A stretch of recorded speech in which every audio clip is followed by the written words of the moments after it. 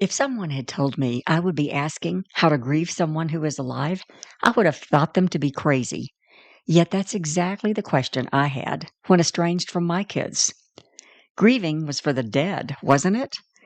Grief is one of the deepest stages of emotional pain in any estrangement. In reality, although they are alive, you have lost someone you love dearly. Further, it may even include others, such as your grandkids. The hardest part is that when someone dies, others grieve with you and bring comfort. In estrangement, many people do not even know that you're grieving, much less come alongside and comfort you. Let's sit together briefly and I'll share some important aspects of grieving a loved one who is alive. My hope is that it will bring comfort to you and that you'll know you're not alone in your emotionally raw season. Find the full transcript for this episode, plus resources for women at Estrangement, Turning Pain into Peace at beckykolb.com/80.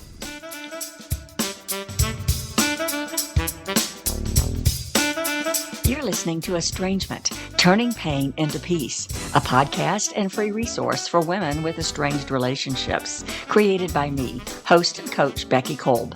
My superpower is to help you turn your emotional pain into peace by conquering guilt and shame, rebuilding self-confidence, and developing healthy boundaries. I've dealt with estranged relationships most of my life and know both the pain and the peace. Subscribe to this podcast so you don't miss a thing. Now, let's dive into today's episode. Grief is defined as the profound emotional, physical, and cognitive anguish that occurs in response to a significant loss. You notice it didn't mention death in the definition. That's because grief isn't limited to a physical death of a loved one. Significant is the intentional loss of a relationship with a son, daughter, or close family member. Your loved one has chosen to walk away and possibly take with them other family members. In-laws and grandchildren are frequently included. I feel your pain deep in my soul. Estrangement from my own kids and other family for a time resulted in emotionally raw grief. One minute you're welcome in another's home and the next you aren't. Does that sound familiar to your situation? Grief is painful and it lingers long after you will it to go away. I'll share some things I learned on how to grieve someone who is alive. Your intellect tells you this should not be happening. Having a good old-fashioned sit-down conversation would take care of the misunderstanding. Apologizing and taking ownership for what occurred should be how two mature people oversee a disagreement. However, your loved one refuses, and you're left wondering how this happened and how to fix it. But realize you can't, and the cycle of grief begins. As you rack your brain trying to figure out what you did or said that would create such a drastic decision, anger begins to manifest. Or like me, you know what caused it, and you can do nothing to reverse the situation. Do you know the 5 stages of grief? They are denial, anger, bargaining, depression, and acceptance. Denial lingers. They'll come around, you think. This is just a phase. They'll miss the family and realize their loss. Surely they can find it in their heart to forgive me. After all, look what all I forgave over the years. Yet it goes on without any communication or movement in the relationship. And then anger steps in. Anger. How could they do this? Feel the anger, but do not let it consume you. Left unchecked, anger can take hold and become a root of bitterness that affects other relationships. Of course, it's natural to feel anger, especially when they refuse to be honest with you about the cause of their action. But the wrong kind of anger can lead to destructive thoughts and actions. Therefore, confess your anger to God. Be honest with Him about your feelings. He understands. He was angry too. You can read about that with the money changers in the gospel account of Matthew 21, verses 12 through 17. Anger is an emotion. Challenge yourself to question why you feel it so deeply. Helpful to me were sentences such as, I feel angry because, and then fill in the blank. because they refuse to talk to me, because they're influenced by someone else, because what they've told others about me isn't true, because of something I did. Get in touch with your emotions and work through it. If you want to know how to grieve someone who is alive, you'll need to work through the various stages. You may need the help of a coach or a licensed therapist with this stage. Many years ago, I wrote a letter to one with whom I was angry. Using no names, I then stuffed the letter into a balloon, blew it up, and let it go. It was a symbolic and effective gesture of getting it all out of my system, forgiving, and letting it go. Now, it took me years to get to that point. I only wished I had arrived there sooner.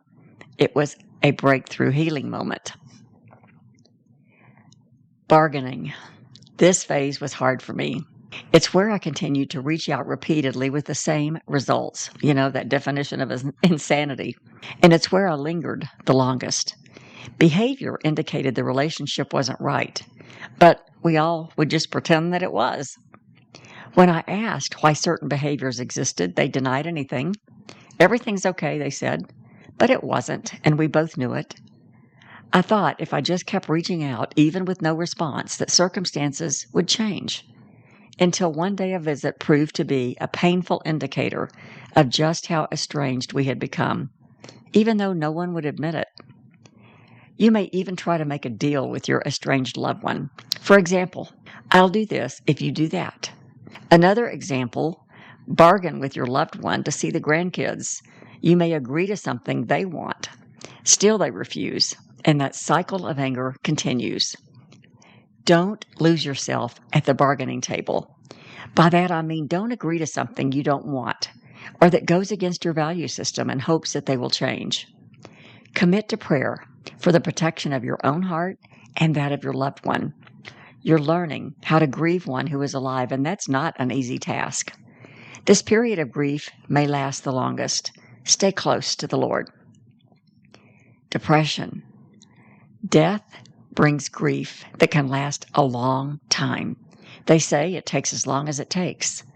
The loss is deep as you grieve the death and loss of relationship with a spouse, brother, sister, child, or close friend. You have shared history and past experiences that will no longer continue. Memories bring comfort and sadness at the same time. Mourning the loss may take years, and that hole in your heart, it feels as though it will never close. But how to grieve someone who is alive? That's a different kind of depression. They're alive, and they have chosen this loss. Do they know how deeply you hurt? Do they care? Apparently not, you feel, and that can propel you into deep depression. Depression is a serious part of grieving, and you would be wise to seek a licensed therapist or trusted pastor if it lingers. Fortunately, I did not feel depression was a long-term phase in my estrangement. What helped me most was searching Scripture for who Jesus says I am, because I felt like a total failure, unloved, unappreciated, and with little value as a mother. And what others said about me reinforced that view. If you're struggling with this, listen to my podcast, What God Thinks Toward You. You can find it at beckykolb.com/69. Prayer and Scripture carried me through, and I moved into acceptance. Acceptance is the final stage. Once the reality becomes acceptance, you are well on your way to healing and wholeness. Accepting doesn't mean you agree with the situation. You've just accepted that it is what it is. It's at this point that you can begin the forgiveness process.